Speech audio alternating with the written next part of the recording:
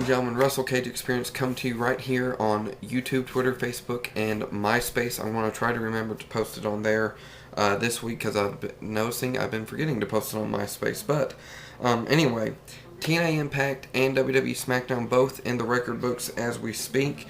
I've got the TNA results written down here, and I've got the results on the screen for Smackdown on the computer screen here. So I decided to combine both. This will probably be a two-part, and I'm going to start off with talking about TNA Impact for August 13th, 2009. We kicked off the show with a rough match from Christy Hemme. It was her return match against Sojourner Bolt. There were some spots where it was kind of sloppy, but I'm just going to go out on a limb and say that it was ring rust. So on Christy Hemme's part. So looking forward to seeing more from her on TNA Impact. She does get the win over Sojourner Bolt and a decent opener for TNA Impact to kind of get the crowd pumped for with a return of Christy Hemme. Our first, well, not our first match, our next match, was Doug Williams with the rest of the British Invasion versus Hernandez, and this was a good match from Doug Williams once again and Hernandez, who is looks like they're working more on pushing some more toward that main event spot. He does have a match this Sunday at Hard Justice with Big Rob Terry for the briefcase, I do believe, the Feasts Are Fired briefcase. And if I'm not mistaken, it's still technically Hernandez. It's still his briefcase, so we may see him get that briefcase back.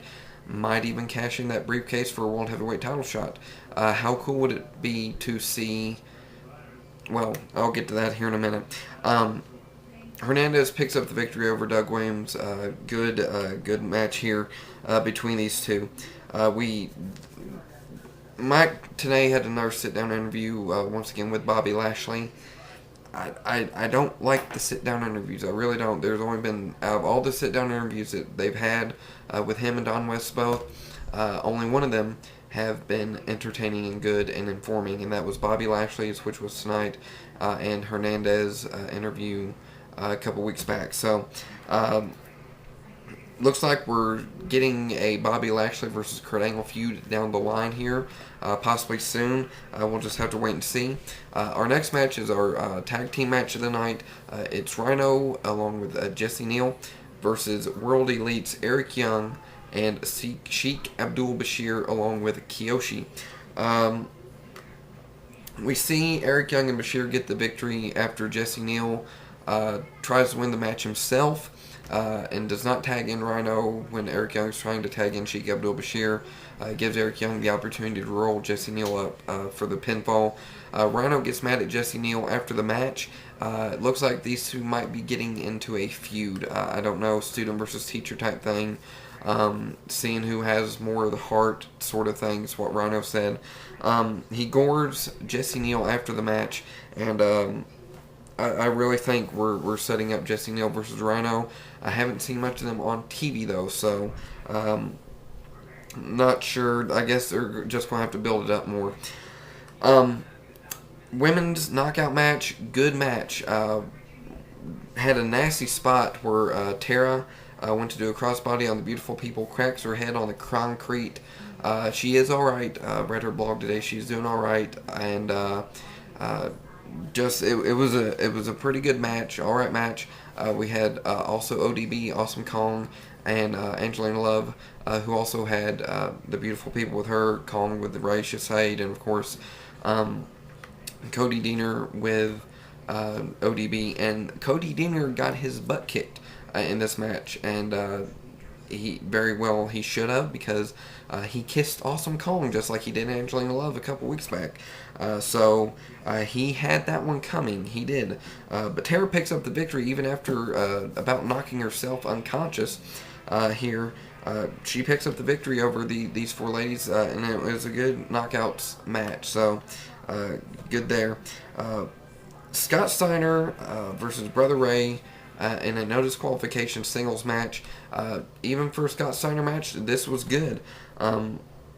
Steiner, of course, had Booker T and Sharmell. One thing that was weird during the match was Sharmell got on the apron distracting the ref, which, if it was no DQ, I don't know why she needed to distract the ref. And even Mike Tenay noted that piece of information. So, good eye, Mike Tenay.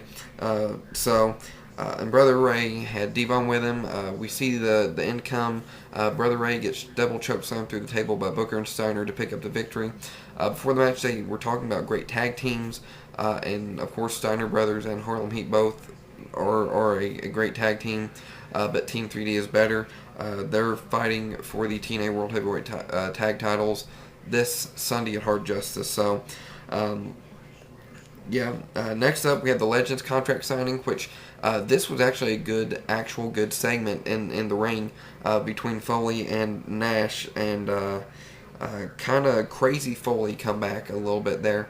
But overall, it was a good segment on the show, and it fit well with everything, and it just flowed really well.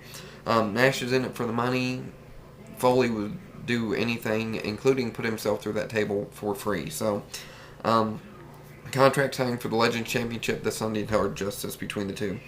In the finale of the Best of 3 series, and this is probably honestly, I would give this match of the night and honestly match of the series. AJ Styles versus Matt Morgan. AJ has Sting in his corner, Matt Morgan with Kurt Angle on his. Matt Morgan picks up the victory, so it will be Sting versus Kurt Angle versus Matt Morgan at Hard Justice for the TNA World Heavyweight title.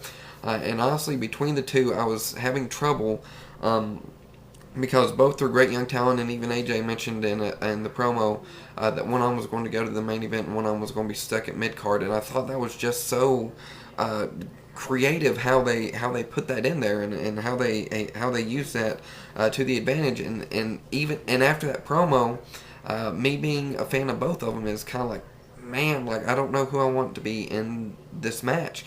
Matt Morgan does end up getting the victory, though, and it's going to be Matt Morgan in that triple threat match. And basically, the last thing he has to do in order to join the main event Mafia is help Kurt Angle win the TNA World Heavyweight title this Sunday. Which he said he wasn't going to do. How could he pass up this opportunity? So I'm not sure if we're going to see a Matt Morgan either face turn, or if this is just a way to get Sting off his game, a little mind game for Sting to make him think that Matt Morgan is basically going to help keep this fight a fair fight. So I'm really looking forward to Hard Justice this Sunday, and this was a really strong pay-per-view, or a really strong show going into the pay-per-view. And with that being said, we'll go on to Smackdown, but one last note, how cool would it be, as I was saying before, how cool would it be Hernandez versus Matt Morgan for the TNA World Heavyweight title? That would be a great match, and we get Sting and Kurt Angle out of the main event picture for a little bit, and helping get those younger guys over. So, with that being said, this is the TNA Impact portion of this. Flip over to part 2 for the Smackdown review, and with that being said, take it easy.